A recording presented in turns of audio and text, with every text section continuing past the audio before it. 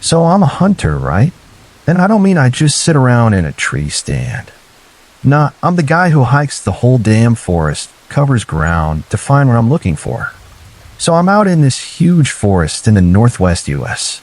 You know, you sometimes see people on the edges, but it's pretty rare to run into anyone in the middle, even during hunting season, unless you're on the trails, which I wasn't. And there are always these old ruins from the 1800s around. This one time, I was hunting in a new valley, and I found this super steep shale slide overlooking a creek. Getting up, there was a pain. Made a ton of noise, so I had to sit still for an hour for things to calm down. I left my big pack at the bottom, just had my rifle, binoculars, water, and an energy bar. I was up there for like 3 hours, just looking for anything to cross the stream, but all I saw were squirrels and birds. I was starting to think I'd picked a bad spot and wasted my afternoon. That's hunting for you. Some days are cool, some are just boring. Anyway, I'm messing with my binoculars, trying to focus, and I catch a glimpse of something. It looked almost like a person wearing dark blue clothes and about 4 feet tall. Normally, day hikers just walk by, don't even notice me. But this thing, it was moving. At first, I thought it was just standing there behind some low bushes and branches, and I would have missed it if it wasn't for the color. Then I tried to get my bearings, and I realized I wasn't looking at a person at all. It was a collapsed cabin, and I was looking at where the door should be. Except, it really looked like a person, and cabins aren't blue, right? So I zoom back in, play with the focus for about 5 minutes, and the person is gone. The cabin door now just had light from the setting sun shining through the holes. I mumbled to myself, whatever that 4-foot-tall thing was, it moved, and thought, I'm just being a teenager, right? And then it hit me. I could hear birds and squirrels and all the normal forest sounds. Usually, they shut up when they notice something. That meant they didn't notice me. But it also meant they didn't notice whatever was in that cabin door just a short while ago. I was trying my best to stay quiet, not move. But whatever it was, it definitely moved. I mean, if a human crashed through the brush, everything would hide, but these noises almost made it worse. Something was moving in the brush. I started thinking it was just like the light playing tricks on me because the sun was setting.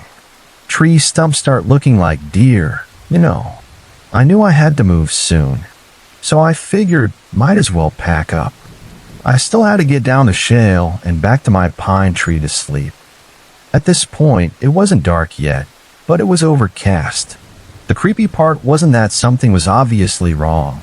It was how perfectly normal everything felt for being alone. Then, a fog rolled into the valley. Overcast, sunset, ground fog from the wet valley. All signs it was definitely time to go. I checked my safety, put caps on my binoculars, and reached for my orange flag. The moment I grabbed that flag, this intense dread just washed over me. That's the only way I can describe it. The woods went from animals going home to sleep to a full-on "you're screwed" vibe. The movement had attracted what I can only call 1,000 invisible eyes, all turning in unison as they noticed me. Ever wonder what a deer feels like in headlights? That was it. And then I heard it. Children. I heard children laughing. Not teenagers, not adults, definitely not women. But 4- and 5-year-old kids, just laughing like they'd caught a firefly or something. I had hiked 5 miles the day before, and 2 more that day to get to this spot. And I distinctly heard children laughing in what I can only describe as the creepiest moment I've ever had, in a valley that I knew was completely unoccupied, because I've been staring at it for the last 4 hours. I'm pretty sure my feet only touched the shale 3 times getting down from that knife edge, and I made a ton of noise doing it. But at that point, I just didn't care. I grabbed my pack and flashlight and absolutely fucking bolted to the next hilltop. I killed my light halfway up and went to the top of the hill where I just threw down a tarp and unrolled my phone. And I just sat there all night watching the hill I'd just come from. Still creeps me out. So in late September 1979, my husband, our 6-year-old daughter, and I moved to Mesa, Arizona to be closer to his family. We found this affordable 2-bedroom apartment, about 750 square feet, perfect for us. It was a fourplex, seemed nice for the first month. But then, just before Halloween, everything changed. It started pretty innocently. My 24th birthday was coming up in a couple of weeks, and my mom always sent cards early. This year was no different. I got the mail, and there was a card from her with some birthday money inside. I was pretty stoked because I wanted this eyeshadow duo I'd seen. Money was tight back then, as my husband hadn't found a job yet. So I decided to hop on my bike and dash to the store before my daughter got out of school. Before I left, though, I wrote a note for my husband, just in case he stopped by for lunch. He was a computer service technician, traveled all over Phoenix, so he'd drop in if he was near. I put the note on the kitchen table and drew an arrow pointing to the card. I set the card up so its pretty cover, with a birthstone set in a flower, was showing.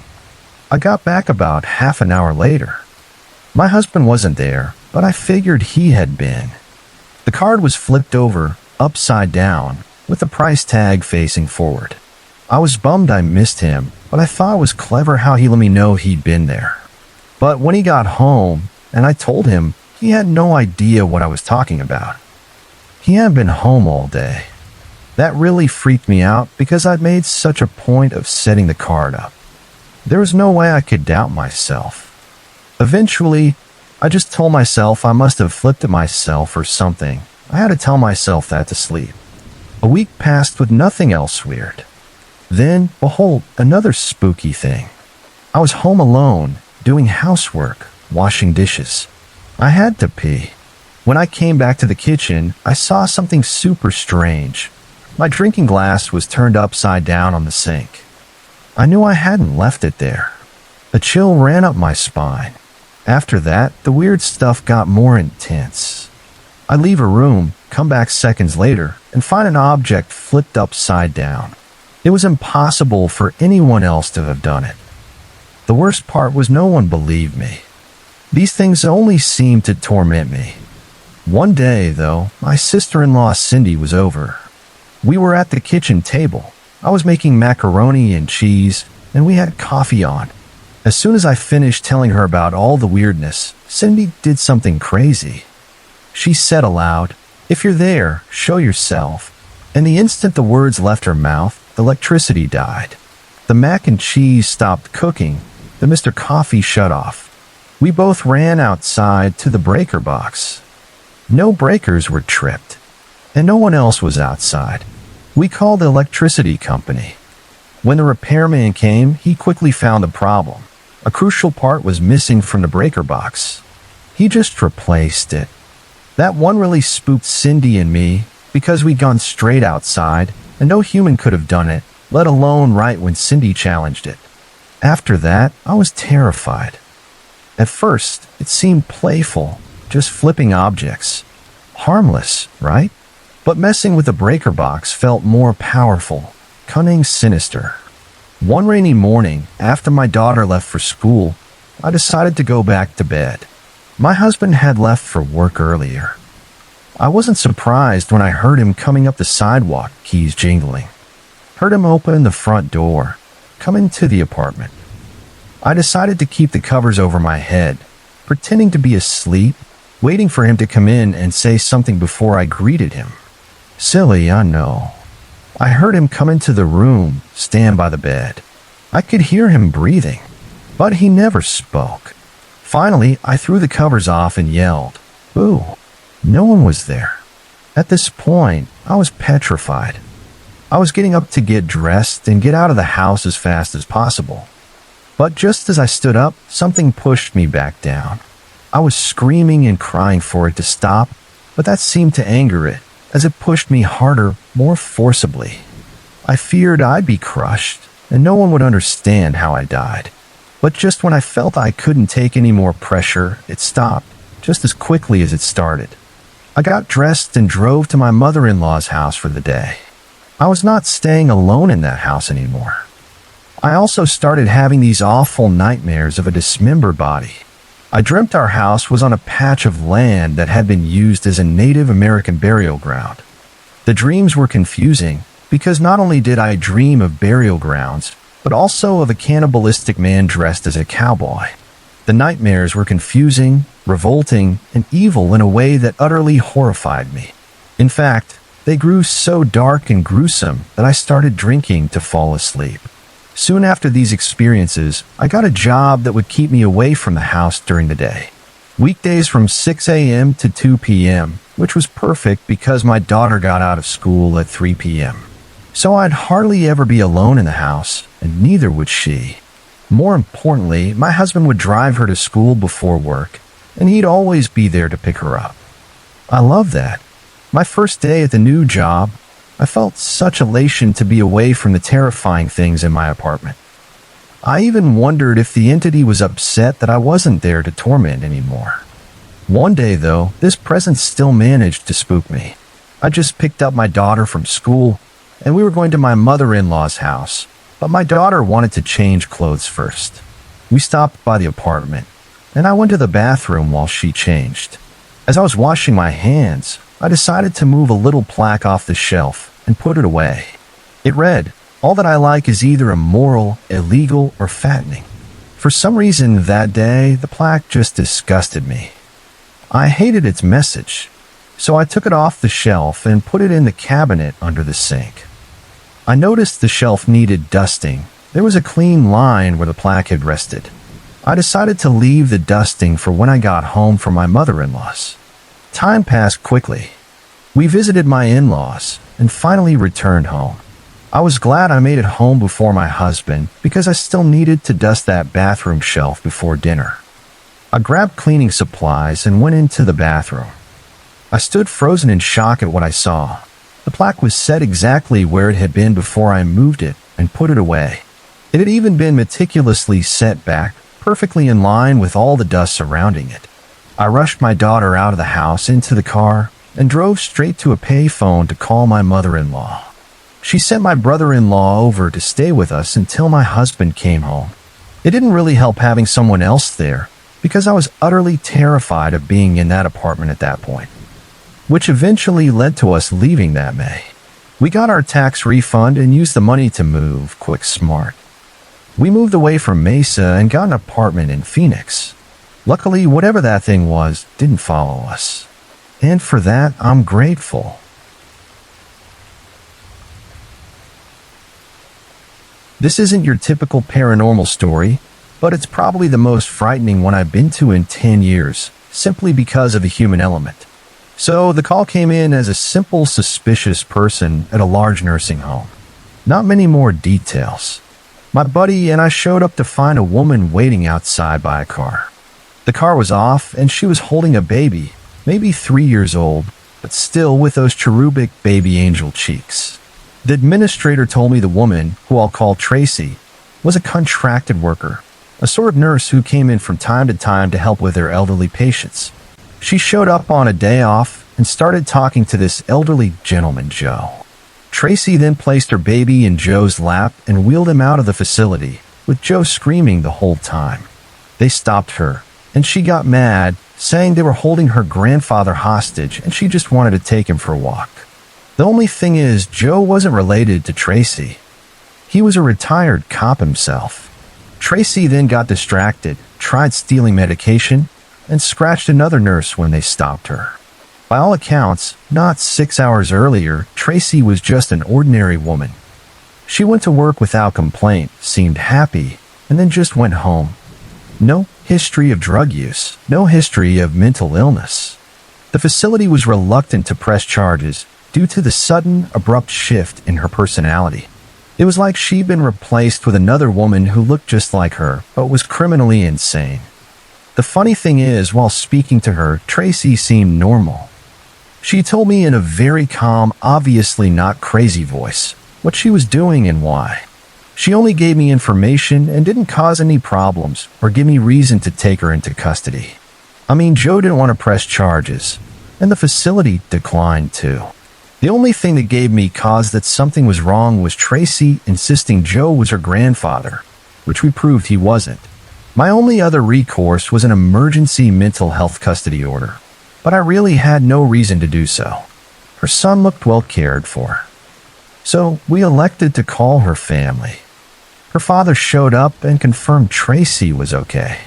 She didn't take drugs and had never complained about mental health or physical ailments that would make us think something was wrong. I even spoke to a magistrate about securing charges to get her treated since she refused to do so on her own, but he declined right off. The only option we had was the father trying to get a custody order against her. He took a few minutes speaking to her before pulling me aside, saying, "I can tell you that woman looks like my daughter, but that's not my daughter." As this was happening, I heard the car door open and the doors locked. My stomach dropped, and I couldn't tell you why. Consider it a sixth sense that all cops have. Sometimes someone just sets off a trigger you can't explain, and you better bloody listen to it. Inside the car, Tracy was holding and bouncing the little boy in her arms.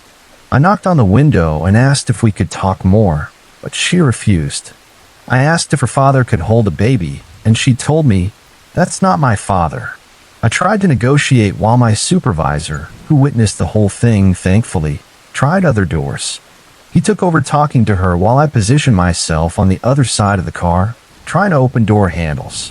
Both of our warning flags were going off, and for some reason, we just couldn't say why. I mean, she gave no reason, and we had no real cause. Then Tracy said, "You're just trying to take away my baby," and she pulled the baby into her chest. The baby stopped laughing. It stopped breathing. The little jerks on his hands and feet told me it definitely wasn't breathing anymore. It took 3 good swings of my baton to break the glass, all the while my supervisor was screaming at me to get in. Get in there for fuck's sake. I crawled across the broken glass and reached across the seat, pulling the baby's head from her arms. It let out a bloody wail, and Tracy turned to look me in the face. I saw the driver's side door open, and Tracy just smiled at me. She then said, "You're just trying to take my baby, you white devil." It felt like it happened in an instant, but Tracy bared her teeth and bit down on the baby. I heard the baby screaming now in pure pain, and I reached forward, wrapping my arms around her lower jaw and upper forehead, and pulled her off. Tracy went limp. The grandfather took the baby inside to be treated. He lived, but we never found his ear. I saw her later in court. All the charges were dismissed in lieu of a lifetime commitment to a mental institution. All the life was just gone from her eyes, just like that night. The lights were on, but no one was home. I still can't explain how an otherwise healthy and vibrant person can just go from zero to crazy like that, but it haunts me to this day more than any ghost story I have ever heard. This story happened back around 2008 during the housing crisis. I was in high school then, and my buddy Eric and we were into urban exploring, basically sneaking into empty, abandoned, and foreclosed homes. We always did these explorations in the dead of night to avoid trouble with the law. I can't give away the location because, well, people live there now. And I truly have no scientific, rational explanation for what happened, but I know what I saw and heard, so I want to share it. We set out around midnight, like any other night. About an hour in, we found a house I often saw on my walks to school. We walked up, scanned for anyone, then made our way down the long driveway to the backyard. First thing I noticed was how tall the grass was, like it hadn't been mowed in months. Then I saw a smaller house further back on the property, but we told ourselves we'd check that one out after the bigger one. We entered the bigger house through the door leading to the garage, and from there, into the kitchen. Believe it or not, the doors were unlocked. The house was almost pitch black in the kitchen. We could only see a few feet ahead thanks to the streetlights. So I used my only light source, a cheap flip phone with the screen brightness on max. We started our exploration down the hallway, checking out each room, 5 in total, counting the 2 living rooms. Eric was close behind me. We walked through each room and eventually back to the kitchen. Once in the kitchen, we chatted about how nice the house was and its size for the area, much bigger than the surrounding houses. As we were talking, I noticed a metal decoration hanging above the kitchen doorway. Looked like a decorative shield. I pulled it down and inspected it closely. Couldn't figure out how to put it back, up, so I set it between my feet on the floor. I looked at Eric and took a step into the kitchen, and then we both heard it. Something sliding along the floor, and then a bang at the end of the hall. Eric and I both froze, just staring at each other through the streetlight shining through the kitchen window. Eric whispered, "Is there someone here with us? Did someone follow us in?" I honestly didn't know. After a minute or two, we decided to walk down the hall and see what the noise was. As my phone light crept to the end of the hall, we saw the shield I just pulled down. We were both relieved. I thought, maybe I kicked it when I stopped and just didn't notice. I picked it up and this time figured out how to reattach it. Once again, I looked at Eric and took a step towards him, and I heard a few clangs on the floor, and then that familiar sliding across the floor and the bang against the wall again. Now we were really scared, frozen, not moving for what seemed like forever. Then an even louder bang was heard at the other end of the house. We both jumped and just stared into the dark hallway. Then again, another bang and then quiet. Then 3 rapid bangs. Someone was thrashing around in the very last room in the house. We didn't know what the hell to do. Determined not to let this person scare us, we ran towards the last room to confront this fucker. But when we got there was nothing and no one. The room was completely empty. But how? And who? We were sure it was coming from this room, and there's no way whoever it was just slipped by us. I mean, the room had a sliding glass door leading into the backyard, but it was locked from the inside. And then before we could gather our thoughts and ask each other what the hell was happening, there was more banging, and this time from the kitchen. Scared out of my mind, we both agreed it was just time to leave. We made our way through the back door in the room, and finally to the street, all while checking over our shoulders to ensure no one was going to come running out after us. No one came, and the neighborhood was quiet. Eric and I started our walk home, talking about the house, when Eric noticed his pocket knife was missing. He turned his pocket inside out to show me he wasn't joking. We stopped, and he kept telling me we had to go back for it since it was his favorite. Frustrated, I asked him how he lost it, his favorite knife. He assured me he never removed it from his pocket and had no idea how it could have been removed like that. In the end, I agreed to go with him and find it. We made it halfway up the street when Eric told me his back felt like it was on fire. I could see it was really bothering him because of the pain on his face.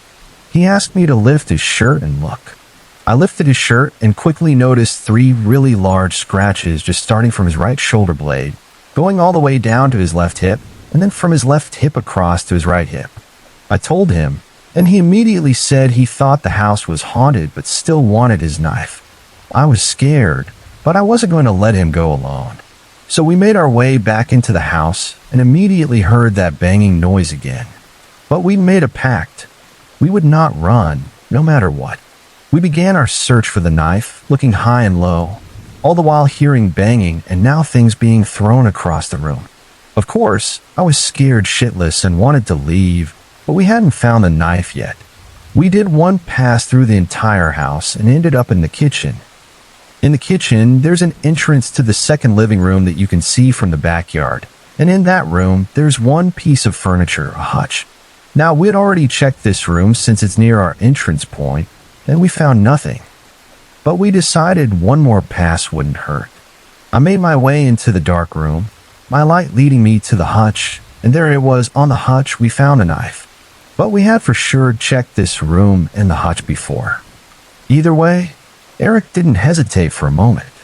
He grabbed the knife, and we just hightailed it out through the garage and back onto the street.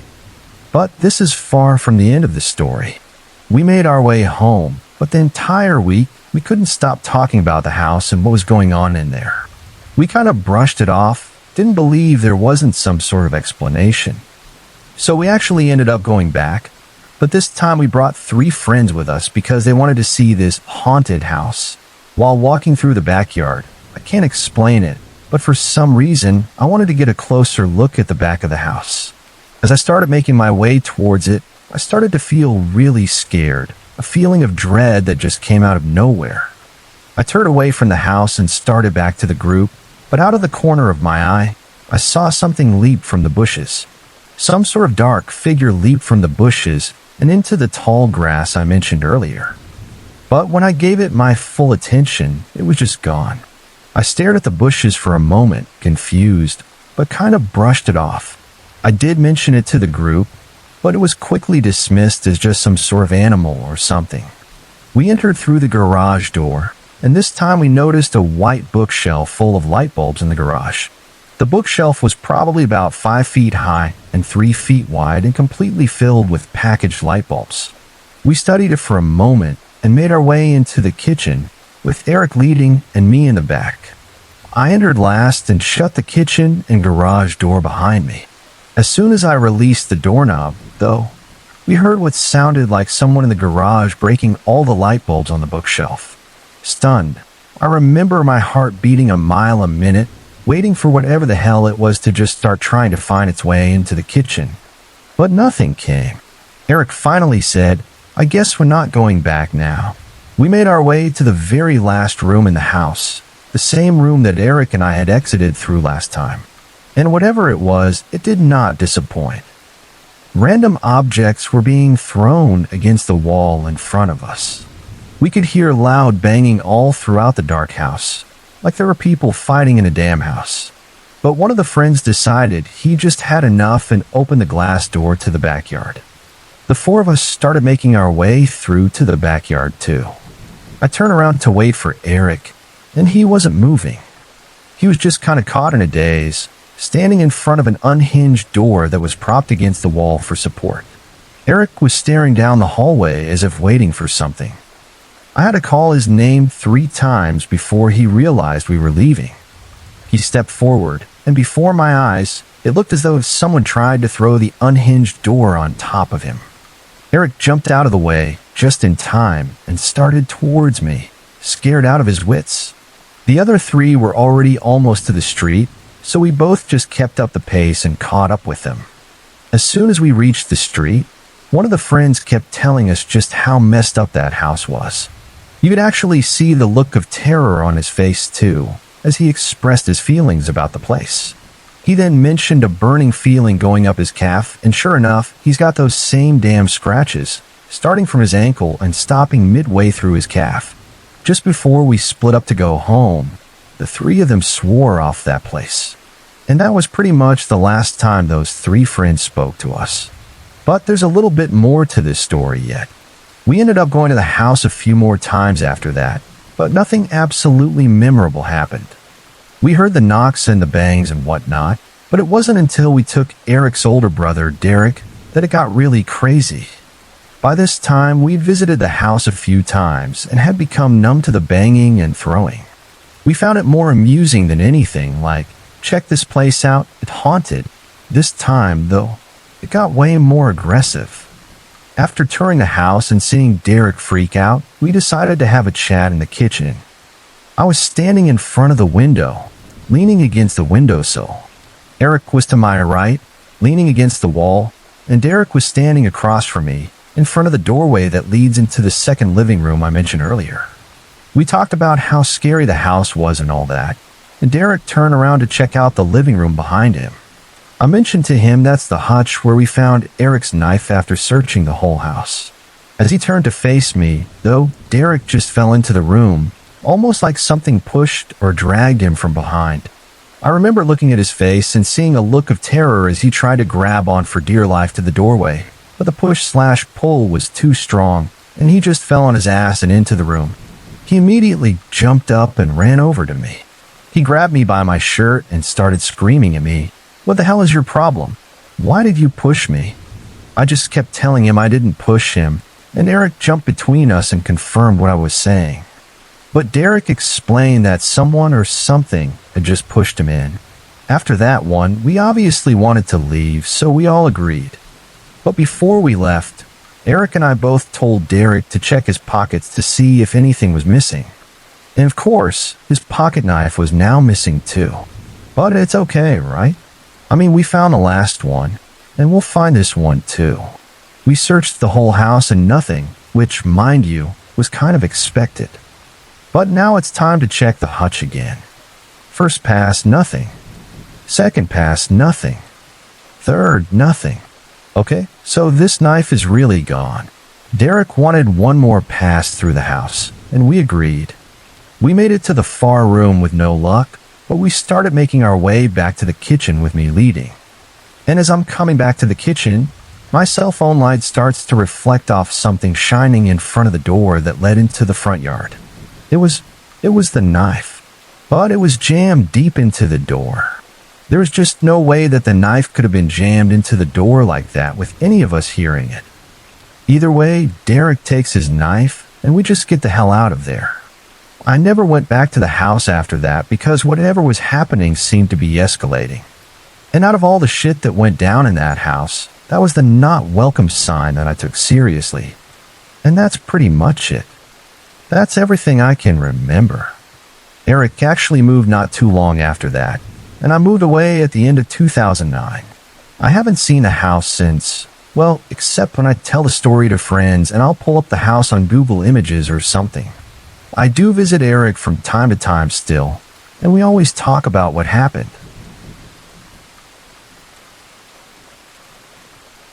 This happened to me about 8 years ago, I think. We lived next door to my parents in a mobile home, and our mobile home was situated further back on the property, with loads of trees and foliage around. I saw a man pull up in an old, beat-up yellow and orange Ford pickup truck. He started walking down to my house. Thinking it was maybe someone to see my dad, I called up to his house. My dad answered the phone, but with call forwarding, it rang to his cell phone, and he was in town at the store by then. By the time the man got to my door, the call had been dropped, and I continued talking into the phone like I was in the middle of a conversation. Since I was the only person here on the property other than my young daughter sleeping in her bedroom, I locked my screen door and asked the man what he wanted. He told me that he was apparently from Enterprise Rental Cars to pick me up and take me somewhere. I told him that I didn't call Enterprise for anything, and he insisted that I did. He wanted me to let him in so we could discuss this. No way in hell was I opening that door. I just told him no, and to please just go away. Then I shut the other door and locked it too, and I grabbed an aluminum baseball bat out of the hall closet and stood there, just waiting for him to leave my porch. He stood on my porch for about 5 minutes before just walking back to his truck. He sat in his truck for about 5 more minutes before leaving. And during this time, I got my dad back on the phone and was telling him what was happening. When the guy finally left, he also went down the road the same way he'd come from, which I also found odd. Because if he actually was looking for an address, he would have gone slower, looking around. While in the driveway, he was parked too far away for me to see any display number.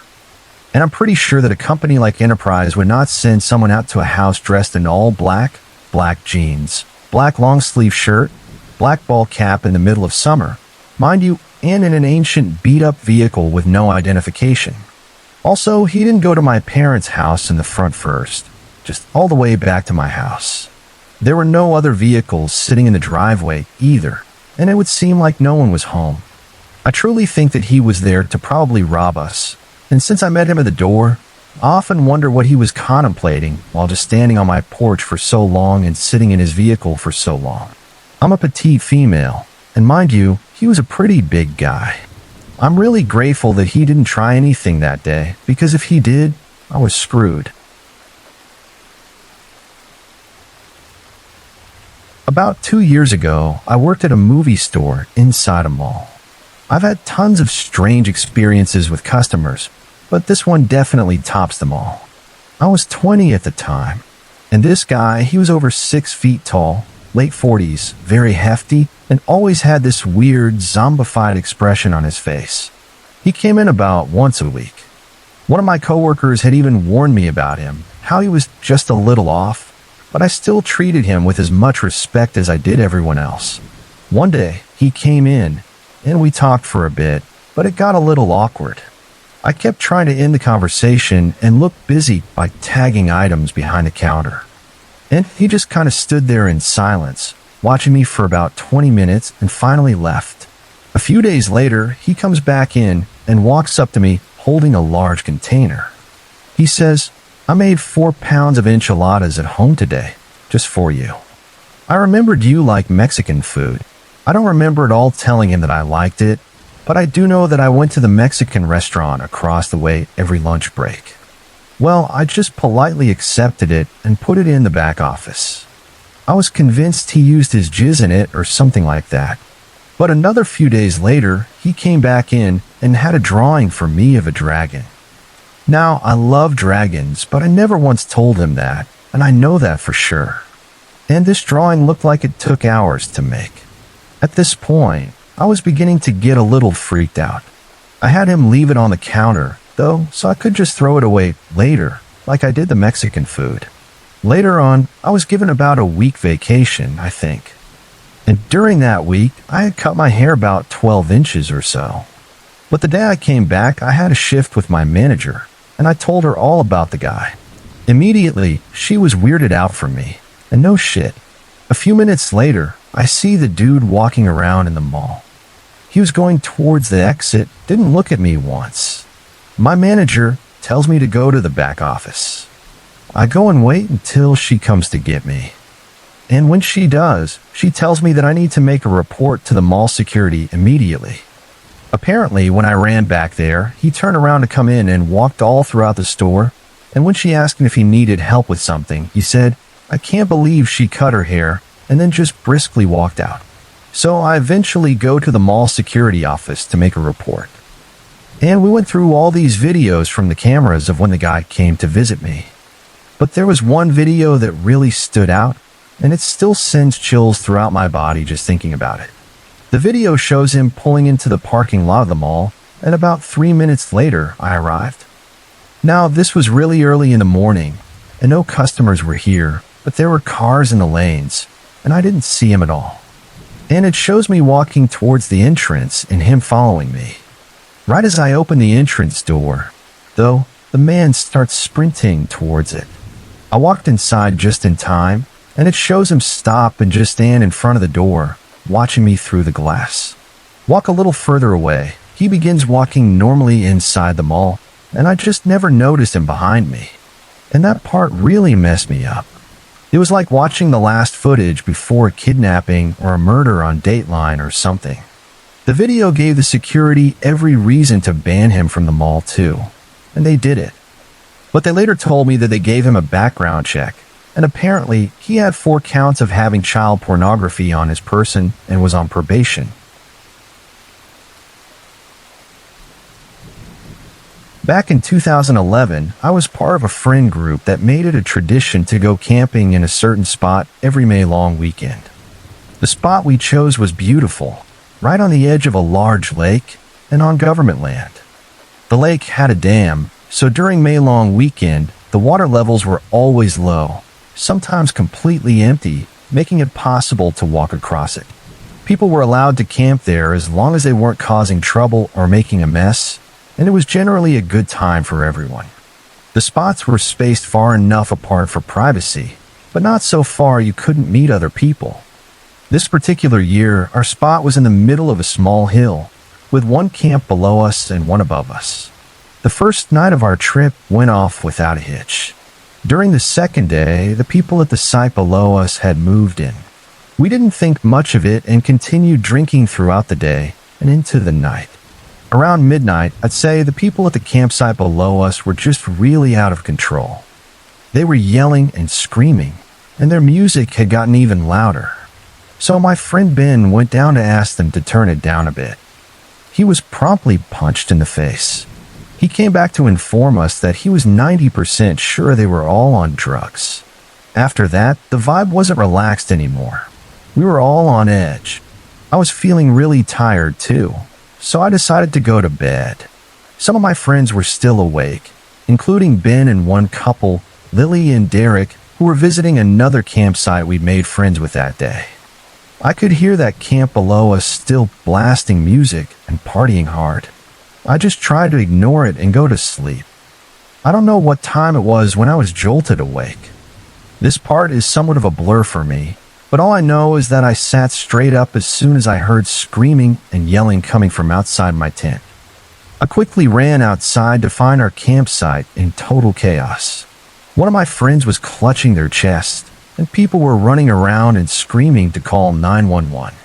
I was quickly informed of what happened. Apparently, not long after I'd gone to bed, the people camping at the site below us decided they weren't finished talking to Ben. On their way up, they had encountered Lily and Derek walking back. Now, Derek and Ben are about the same height and have the same color hair, so they thought and assumed that Derek was Ben and bottled both him and Lily over the head with a full glass bottle. I don't know if it was the same guys that showed up at our campsite, but I was told that everyone else was sitting around the fire when 2 or 3 huge guys just appeared from the darkness and walked over to them. One had a paring knife, and the other had a butcher's knife in their hand. Ben saw the knives and got up to talk to them, and had barely spoken a word when the guy with the paring knife stabbed him once in the chest. At the same time, some people from the campsite above had seen the guys coming and came down to help. But one of the guys, Tim, was coming down the hill when the guy with the butcher's knife ran up to him and stabbed him in the stomach. From there, sheer panic ensued. People called 911, but the ambulance was over half an hour away. This is where I came out of the tent. Tim's wound was bleeding profusely, and he was losing blood quickly. His friends ended up putting him in the back of his car and speeding off to meet the ambulance halfway. Ben was also bleeding, but his wound wasn't as deep as Tim's, and we were able to keep him calm until an ambulance arrived. The guys with the knives ran off into the darkness, back down to their campsite, and took off in their Land Rover.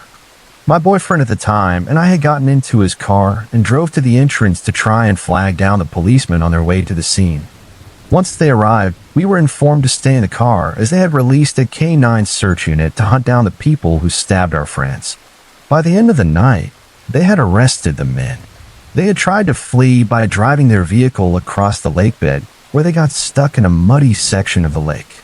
They were on a concoction of several drugs, as I suspected. Luckily, both Tim and Ben survived, although Tim had lost a lot of blood and took a few weeks to recover from his wounds. Derek and Lily had huge goose eggs and possibly one person had a concussion, but I can't really recall that. It was definitely the scariest thing I've ever experienced, and a few of us had to testify against them in court.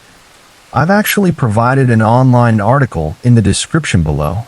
Anyone's interested in reading it. Honestly, I'm such a grumpy tomboy that I never imagined in a million years I would end up with a would-be stalker, especially not with a career I chose. I was a forensic death investigator, a forensic police officer who generally works with the DA's office and the medical examiner's office, looking into cases of suspicious death like homicides and accidents and stuff. Occasionally, I'd run into people that had a passing interest in what I did because they'd seen CSI or Law & Order a few times. No big deal, right? Wrong. So very, very wrong. It all started with a homicide scene that I'd been called to at an ungodly hour in the morning. When Mr. Fanboy showed up, he was around his late 30s to early 40s, average height and modestly fit, chatting away with one of the poor uniforms guarding the scene. It wasn't a big deal. It happens because people are curious. But then he whips out a camera and starts snapping a few pictures. At this point, I figured he really was a nosy, tone-deaf journalist and decided to give him a polite lecture on how inappropriate it was to take photos of a crime scene, especially when we're getting ready to move the deceased body. I deleted the pictures and sent him on his way and figured I'd never see him again. But no, he pops up again a week later at another questionable scene. It doesn't click yet that something is seriously off until a week after that he shows up at another scene. This one being a complete county away from the last one. So I worked in a major city in Texas through the medical examiner's office, so we took cases from several surrounding counties, a few thousand square miles in fact. And it was odd that this guy would just show up to a rather standard scene on the outer edge of our covered area, even if he was the press. I mentioned it to some coworkers when I got the chance, and they noticed him hanging around some of the scenes too. When he showed up again, I had a uniformed officer shake him down to see who the hell he is and why he's got a major hard-on for rubbernecking crime scenes. I'm used to rubberneckers, and I get it that people are curious and sometimes a bit morbid when something happened nearby. But once the excitement and the newness wears off, they go on about their business. But Mr. Fanboy, he doesn't have a criminal record, like not even speeding or parking tickets. So my superior had a talk with him, basically explained that he was making everyone nervous and it looked really shady to just start hanging out at crime scenes. And so he disappears for a couple of weeks before switching to a new tactic. If he can't hang around the crime scenes, why not hang around the investigators? But of course, only the female ones, right? So Fanboy shows up at one of my favorite dive bars that I frequent because it was near my home, over 30 miles from where I work, mind you. You know, I'm a 5 feet 7 inches woman who doesn't look imposing in the least. My coworkers used to tease that I look like I was a kid playing dress up in my uniform. Like most women, I try to be polite with a guy, who at the time was about 20 years my senior. But I declined any offer of a drink. And he doesn't take the hint and just hits me up with some of the creepiest shit I've ever heard. What's the worst crime scene you've investigated? Have you ever worked a case where the victim was dismembered? Do you think murder and rape cases are really about power dynamics or not sexually motivated? So obviously I'm creeped the hell out. I mean, those are things that I don't even want to talk about with a therapist, much less a dude who has given me some seriously rapist/murderer vibes. Well, I completely shut him down, not even trying to be polite to him. He seemed a little put off, but not apologetic in the least. I went home and put my service weapon back on and called my supervisor to give him a heads up and start a paper trail for a restraining order RO. He was served with a cease and desist a few days later, and I figured that the threat of an RO and trouble with the police would deter him from escalating any further. But not even 24 hours after the cease and desist is delivered, he's back to shadowing crime scenes like it's going out of style. At another female investigator's scene, he gets into an altercation with one of the uniformed officers. In fact, he gets slammed with trespassing, obstruction, and a few other charges. But since he has no record, he's let out on bail and shows up to a scene that I'm working on not 3 days later. But we get into a scuffle after he breaks one of my guys' noses to get onto the scene, and he's not as strong as he looks, but I ended up with a black eye. He looked worse, though, by the time my partner and I finally got him in cuffs. An investigation is opened, and it turned up a police scanner and a lot of creepy journals in his car, as well as notes on where I lived and worked along with the info on one of the other female investigators. From what I've heard through the grapevine, his mother's house where he was living was also as creepy as hell. Yeah, I never thought people would be that obsessed with crime scenes and forensic stuff that they'd end up going to jail for it. But here we are. I'm also very aware that he probably had a lot of very unsavory things planned for me and or one of my coworkers, which still makes my skin crawl to this day.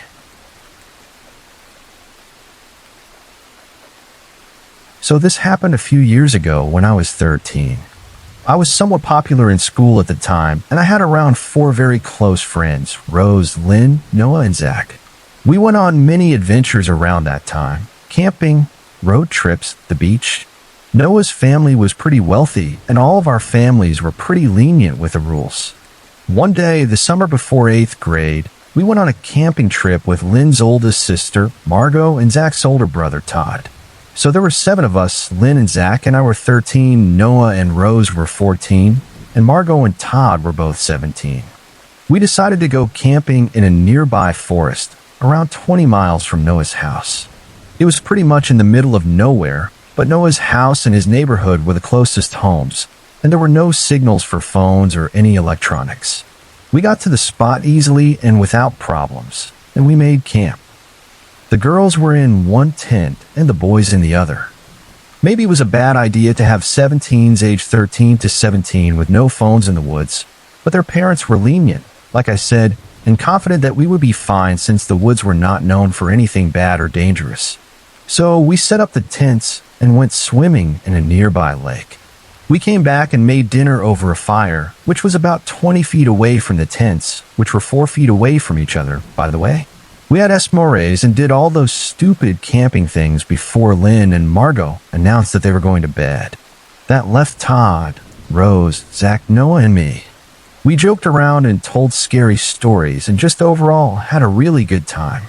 But then Margot walked up, annoyed, and told us that whatever was messing with the side of the tent needed to stop. Keep in mind that no one had left the group, and the tents were far enough away not to bother anyone in the tents. She explained that someone kept on touching the side of the tent, running something on the tent. We just kind of dismissed her. Todd stated that it was probably just a tree branch, and Rose and I decided to go and sleep as well. So we headed back to the tent. Lynn was asleep, and we settled in closest to the opening.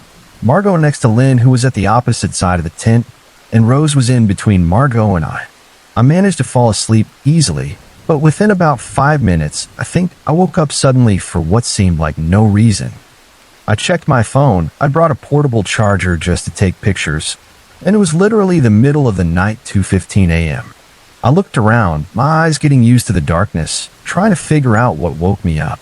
There was a tapping sound on the tent, and that was the first thing I noticed. And then soft giggling. It sounded somewhat deep, like a male voice, but I couldn't be sure.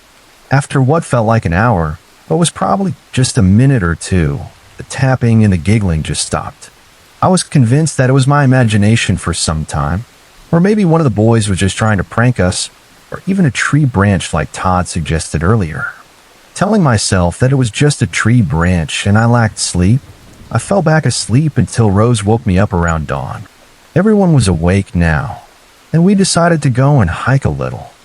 We decided to go into groups because we planned on spending the night again, and we didn't want anyone messing with our stuff, even though these woods weren't popular for camping. We didn't want to take the risks, especially after last night. So Margot, Lynn, Rose, and I left to go hiking for a couple of hours while the boys opted to stay behind and fish and swim and cook food and stuff. We hiked for, I think, about 2 hours, and we came back to the boys not at the campsite. Annoyed, Margot went down to the lake with Lynn to find them.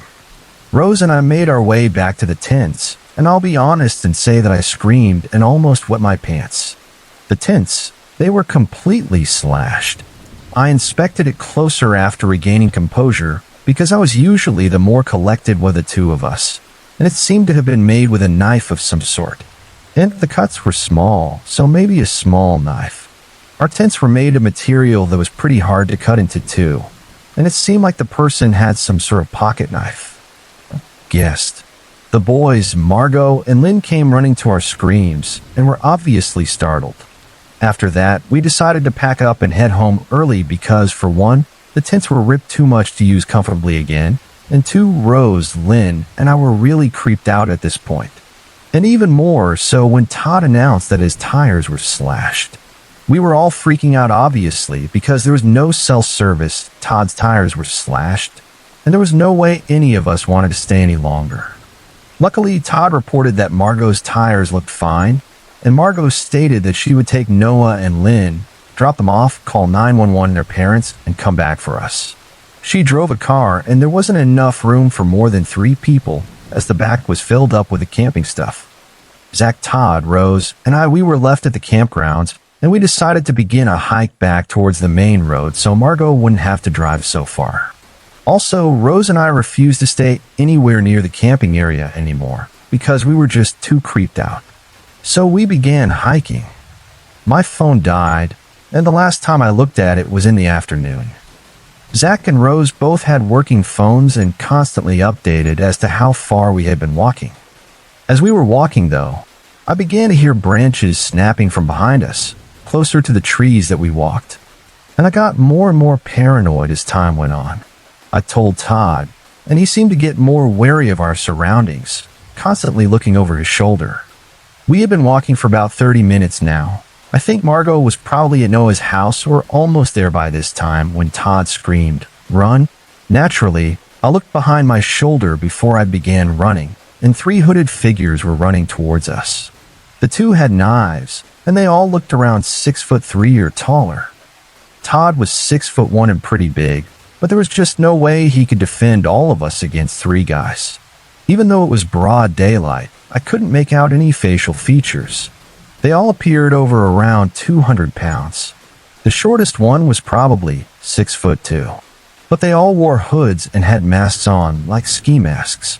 We began running and dropped some of our stuff, and the three guys just gave up after a while or decided that we weren't worth terrorizing because eventually we lost them.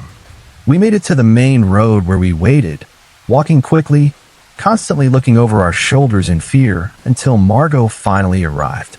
We told the police everything, and they searched the woods nearby, and they just never found any evidence that we had even been there, or that the guys were there, or that anything happened besides pictures of a lake around the area and the shredded tents. I don't know what would have happened if they had caught us. I mean, I'm fairly tall, and I was around 5'10" during this time, only around 125 pounds though. And Rose was around 5'1", 100 pounds, and Zach was barely 5'9" at the time. He probably outweighed me though, by about 10 pounds maximum. Either way though, I don't think we could have taken those guys on, and so I'm really thankful that we all got physical activity regularly and were fast enough to just outrun them, and that they eventually just gave up. But I will never go back to that spot again. Back in about the year 2000 or 2001, I was driving by myself after visiting my mom in Colorado back to Arizona. I was in a station wagon and had a desk my mom had given me that was my grandfather's. You know, I've always been scared driving at night that there was someone in my back seat. This might be because of too many scary movies or because my mom's paranoia just rubbed off on me.